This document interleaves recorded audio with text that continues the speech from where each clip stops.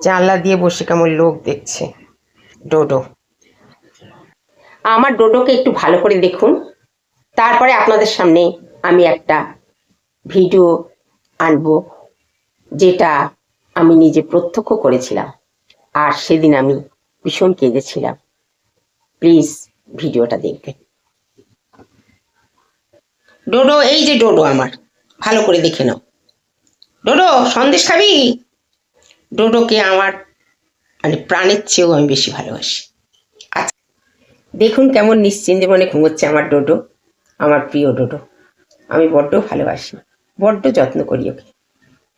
ওর যাতে কোনো কষ্ট না হয় সবসময় খেয়াল রাখি, কারণ ও তোর মাকে ছেড়ে এসছে, তাই ওকে পরিপূর্ণ মায়ের স্নেহটা দেওয়ার চেষ্টা করি। আজকে আমি একটা ঘটনার প্রত্যক্ষদর্শী।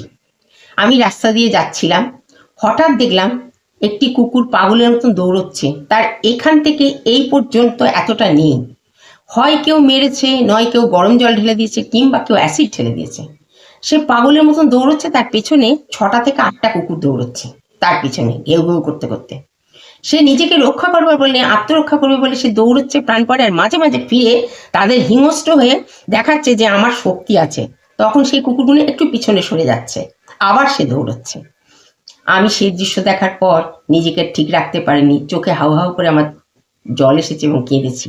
কিন্তু সেখানকার পরিবেশ এমন ছিল যে কাউকে যে আমি বলবো কেউ একে রেস্কিউ করবে বা নিয়ে যাবে, সেটা সম্ভব ছিল না। সে এমনভাবে হিংস্র হয়ে উঠেছিল তার শারীরিক যন্ত্রণাতে, তাই সেই সময় তাকে কিভাবে রেস্কিউ করা যেতে পারে আমি বুঝতেই পারলাম না। ঘটনাটা বলার একটাই কারণ, সবাইকে সচেতন করার একটাই উদ্দেশ্য। আপনারা কেউ পশুপ্রেমী হয়ে থাকুন বা না থাকুন, প্লিজ এই অবলা জীবগুলোকে এইভাবে নিষ্ঠুর ব্যবহার করবেন না। এটা যে কত বড় পাপ সেটা বুঝতে পারছেন না। আজকে আমার ঘরে একটা এরকম এক ডগি আছে, তার নাম ডোডো। 35 দিনের মাথায় তাকে কিন্তু নিয়ে আসা হয়েছিল।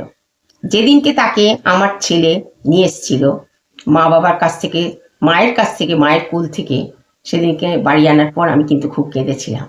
সন্তানকে মাতৃ ছাড়া করলে কতটা কষ্ট তার হয়। বুকের মধ্যে নিয়েছিলাম, আজ সে বড় হয়েছে, 9 বছর বয়স।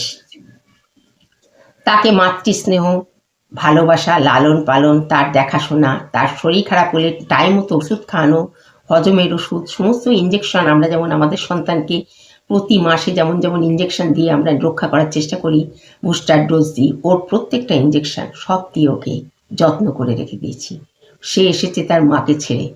তার ভেতরে যে একটা কষ্ট ছিল, সেই কষ্টটা মাতৃস্নেহ দিয়ে ভুলিয়ে দেওয়া আমাদের দরকার।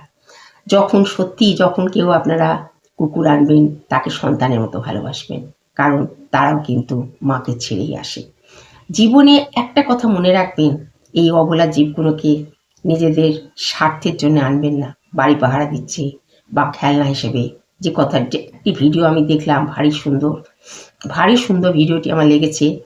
সেই প্রেরণাটা পেয়েই আমি আজকে আমার যে প্রত্যক্ষ হয়েছে যে ঘটনাটা, সেটাই আমি তুলে ধরলাম।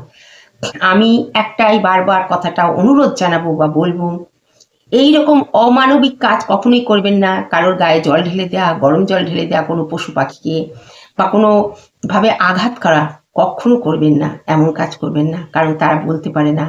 ভগবান তো আমাদের দিমাগ দিয়েছে, ওদের তো তা দেয়নি, ওদের মস্তিষ্ক নেই।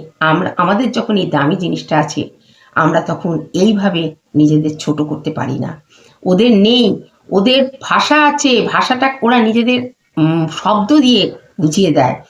আজকে আমার ঘরে যে আছে, আপনি জানেন, সে বাথরুমে গিয়ে তার বাথরুম করে, বাথরুমে গিয়ে সে তার পায়খানা করে। এমনকি কিছু বললে, কে এসেছে দৌড়ে গিয়ে বারান্দায় দেখা কেউ এসেছে কিনা, কেউ ডাকছে কিনা, তার ভেতরে যে অনুভূতি, সমস্তই কিন্তু মানুষের মতো, শুধু বাক শক্তি নেই।